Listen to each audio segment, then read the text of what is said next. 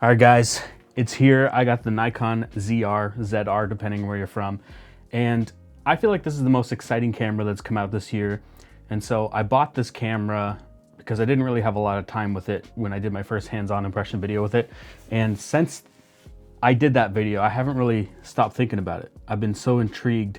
So yeah, I bought one for myself, and for the price at $2,200 US or 3,000 Canadian, this is a crazy unique, powerful little hybrid camera. It's super compact, it shoots red raw, but it's also super strange and there's a lot of quirks. So I kind of want to go over all the quirks in this video. We're going to unbox it, see what's inside it, and take a look at what you get, because I don't think there's a lot you get in this box. It's pretty much just the camera, a battery, and that's it. So we're gonna open this up. I'm super stoked about this because, like I said, this is kind of the most unique, exciting camera to come out this year. So right off the bat, you get a USB-C cable. I guess for charging, because there's no charger in the box from what I've seen. Paperwork, blah, blah, blah. We don't care about that. Nobody cares about the paperwork. In case you have a warranty problem, then you need it. All right, opening it up, not too exciting. We've got Nikon strap. I don't know if this is a specific ZR strap that's different from all the other Nikon straps, but you get that in the box. And just the battery. So you get the battery here. I'm pretty sure this battery is gonna be dead. So I have a third-party battery here from K&F, and it's all charged up. Plus I got the charger with this and two batteries. So if we wanna fire it up, take a look at the menus, I'll use this battery. That's it. That's all that's in the box. So when the Nikon rep told me the price of this camera, well, at first he asked me what I thought the camera was gonna cost, and I just assumed it'd be around an FX3, so, you know, that $4,000 price range. And then when he told me the price, 2,200 US, I was like, okay, that's super competitive, super crazy, but I think they just want to get people into this camera. And yeah, I forgot about this massive screen on the back here. That is sick. Let's get rid of some of this stuff. As you can see, you've got your quick photo and video selector right there, your power button on the left, and then you got your 3 custom buttons, so 3, 2, 1. So it's basically your display settings, your mode, and your exposure settings. Then you've got the zoom rocker here. So if you have a power zoom lens or you want to do the digital zoom, so they have like a digital kind of zoom in this that's something like what Sony has for clear image zoom, so you don't really lose the quality, which is really cool. I also like on the front how there's a little record button right there, so if you had this in your hands and you had it all rigged up, you could just hit record like that. We've got our hot shoe cover here, and this is kind of a first for Nikon. This is the first digital hot shoe they've ever come out with, and so they have a new mic for this, which is actually 32-bit float. Actually, the entire camera is 32-bit float, like right here in through the 3.5mm or off the digital hot shoe interface. Now, I don't think there's any cameras out there that I know of that are doing 32-bit float internal recording without like a top handle or an audio module going into the camera. So this is probably one of the first. So if you want the best audio, this camera has it. So if you didn't know, I mentioned this in my first hands-on impression video, that Nikon bought Red last year, so they own all of Red's patents as well as R3D, or the Red RAW codec. And so this camera can shoot Red RAW 6K up to 60 frames per second. That's 12-bit R3D NE. So it's not quite like shooting R3D on like a Red Komodo X or the Raptor or anything like that, but it does have the same color pipeline, so that log 3G10 log profile, so it's got the similar color science, which is really cool because this will mix and match with your other Red cameras. So this could be a good B cam or just a standalone camera like how I'm gonna use it. So this thing is so tiny, they don't really have a grip on it. It's crazy how slim this thing is. And this has a full frame sensor in it. So this has a 24 megapixel full frame half stack sensor. So it's the same one found in the Nikon Z6 III, which is an amazing camera. This sensor is also shared with the Lumix S1 Mark II, which is what we're filming on right now. I can't believe how thin this thing is. It's so small. Actually, I have a small camera here to compare it to if you want to see what it's like next to another camera. I just forget the Nikon's mount screws the opposite way to everything else. So I have a Fuji X100 here. This is the original X100, which is actually smaller than the current X100 VI. So if I put this next to it, you can kind of see the size of it. And that is crazy that it's that thin. Almost the exact same size and height. Now obviously it's a little bit thicker, but you gotta remember this is an interchangeable lens camera versus a fixed lens camera. Well, hold on, we gotta get the peel. Nice. So this camera does have a micro HDMI. Really dumb decision. Don't know why they didn't put a full-size HDMI other than to keep it compact, but as you can see here, we got micro HDMI as well as USB-C, so that's for charging. You can use it as a webcam, as well as transferring files. Now that micro HDMI can still do the full output and resolutions that you would get with a full-size HDMI. It's just that it's not very a robust connection. Now there is a small rig cage, which I ordered, I don't have it yet, because everyone got their ZRs basically all the same time, so they all bought cages at the same time. But it does have a HDMI clamp and a USB-C clamp, so that will help with that port because micro HDMI is not very robust and it's easy to break. All right, so let's put a battery in this thing and see what we got. On the menu, I want to show you some of the Quirks because there's a lot of them.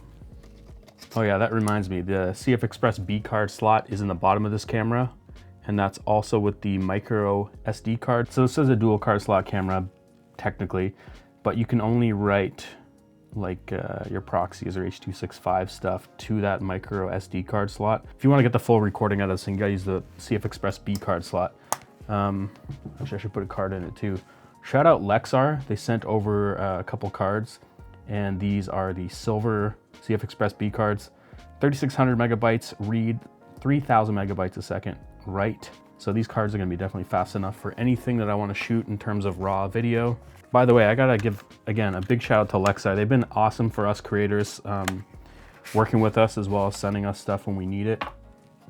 And I will not take that for granted because these cards are expensive. So again, big shout out to Lexar, thanks guys. Boom. All right, cards in, batteries in. I saw someone on Threads the other day saying, my camera's broken, because you can hear the IBIS shaking in there when it's not powered up. I guess I need to put a lens on it too. So this is the cool thing about Nikon, is it's the only mirrorless camera that can adapt another mirrorless camera's lenses. So I got this is the Megadap adapter, and this is the ETZ21 Pro Plus. I don't know what the difference is between the Pro and the Pro Plus. I think it's weather sealed where the regular Pro is not. But this is all that was in stock, so this is what I bought. And so this is a big reason why I'd even want this camera, is that I don't have to go out and buy a bunch of Nikon lenses because I can just adapt my Sony lenses to it. Now I do have one Nikon lens here. This is the 40mm f2. And this thing's also really nice. And this is gonna be kind of just a nice walk around setup if I put this on here, the 40mm on this camera. But I do wanna adapt some Sony lenses to it just to try it out. That's the adapter right there. Super tiny, barely takes up any space. So let's put that on the camera. From what I've been seeing, you're getting native autofocus performance while using this adapter with Sony lenses, and that's kind of huge, right? Right there. That's it. That's literally the adapter. It takes up hardly any space on the camera. I was thinking about making this video a live stream, but I decided just to make a video out of it. So that's it. That's the Sony on there. Again, the adapter's super thin. It almost seems like you don't have an adapter on it. And this is gonna be a great combo right here. All right, so I'm gonna fire it up for the first time. The power button's here. It'll turn green when you turn it on.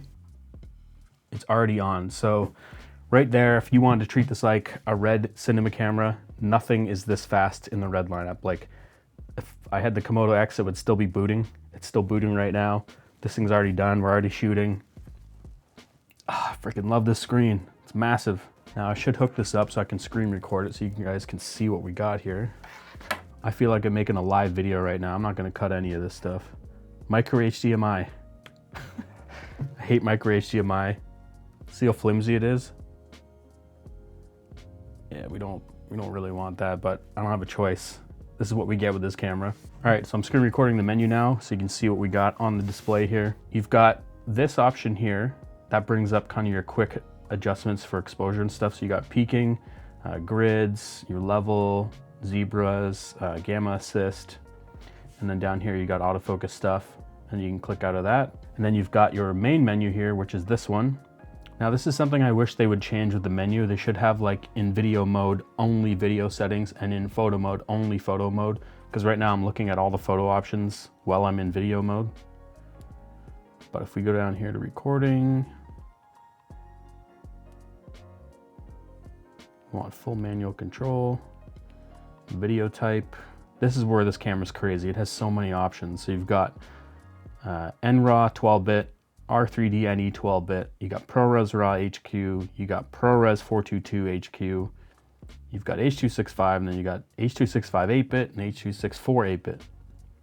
Now, from what I heard, the H.265 is maybe not the best out of this camera, but I haven't tested that yet, and I think that's probably getting blown out of proportion. It's probably fine. And then we've got frame rates and resolutions here. So this is 6K 60 right out the gate, 6K 24, 4K 60.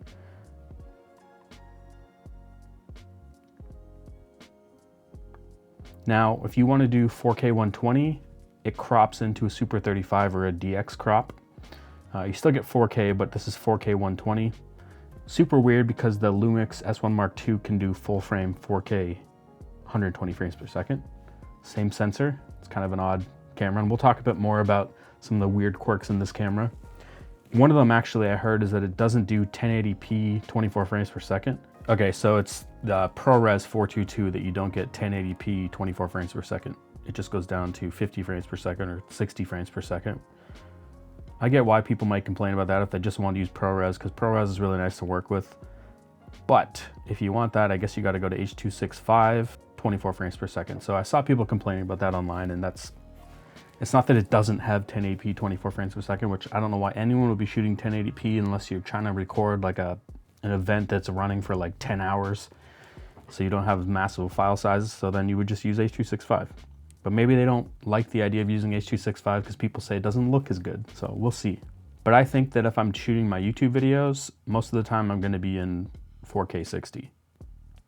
There we go, 32-bit float audio recording. I'm turning that on. And I'm back in 6K 60. I got a 1 terabyte card in this thing, and it's saying I can record for 36 minutes. So you can see how massive those files are gonna be on the Red Raw.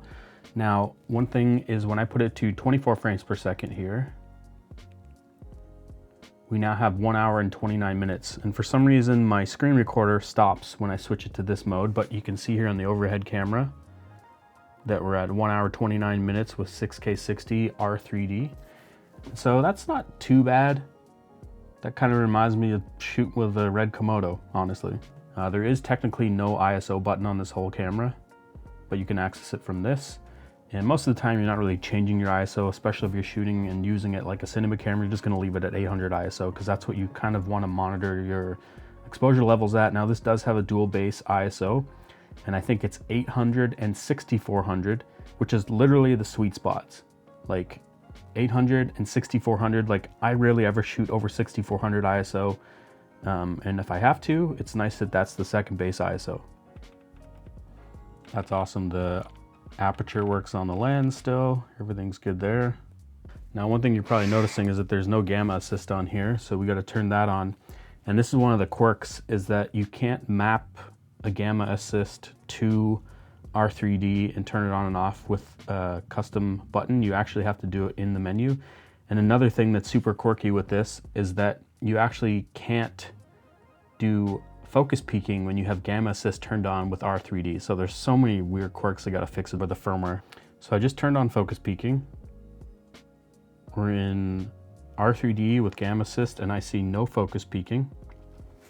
And so what you have to do is you have to tap this, go into gamma assist and turn it off. And there we have focus peaking. And we even have the focus confirmation box, which is kind of cool. But yeah, we have focus peaking there. And if I turn on gamma assist is now on and there is no focus peaking.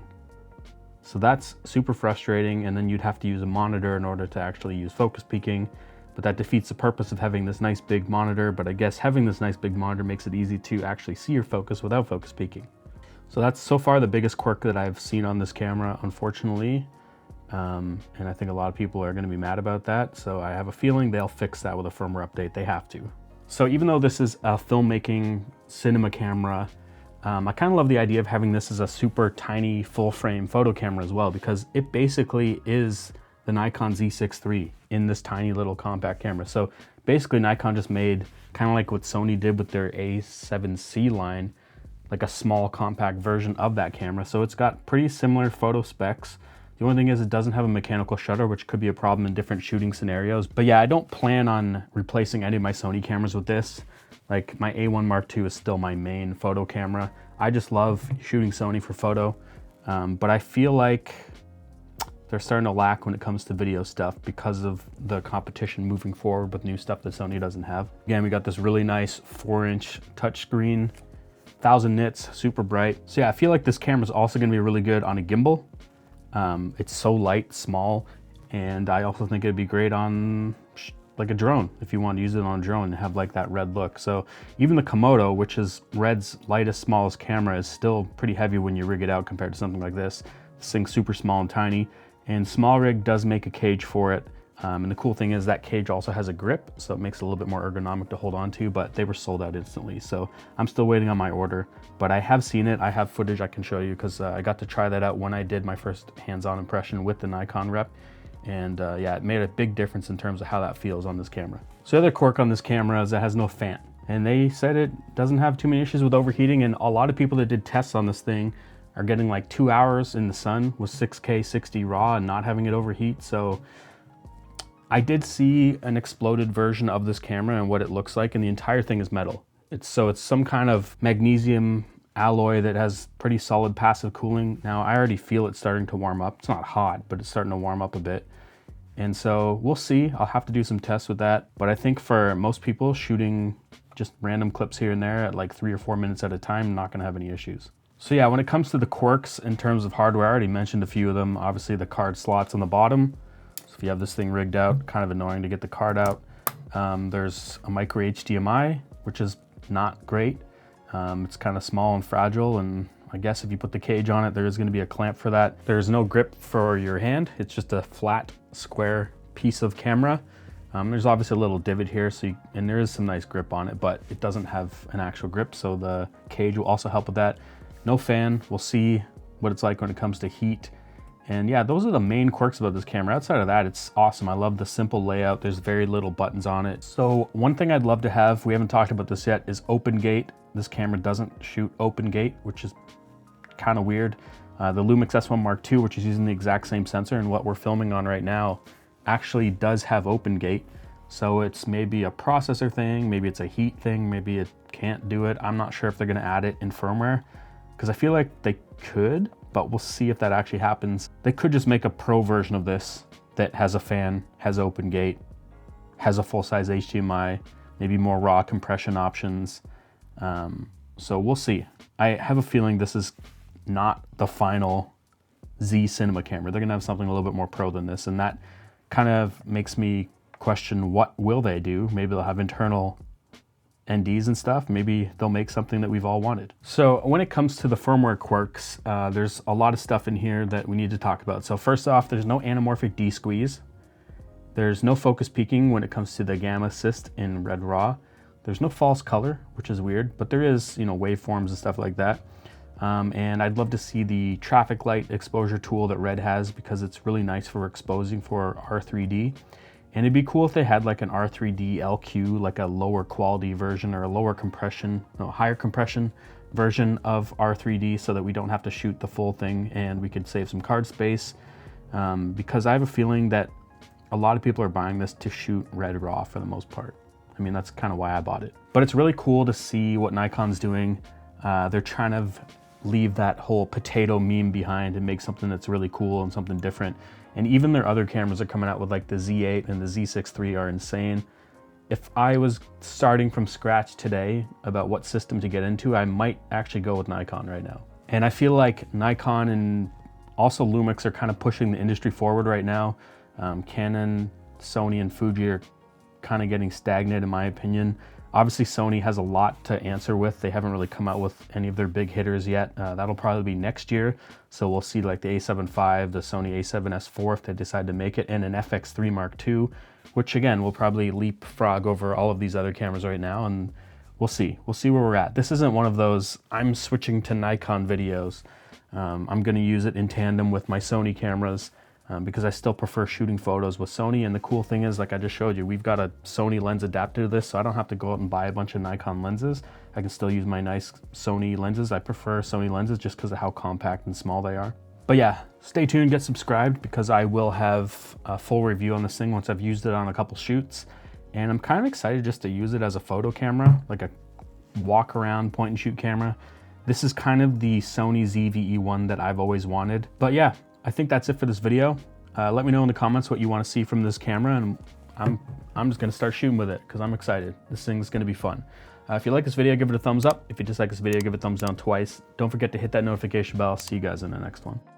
So like the Nikon Z6 III, this can do up to 120 frames per second burst shooting.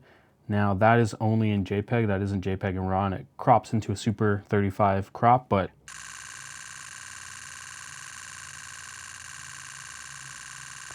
it's not buffering out yet.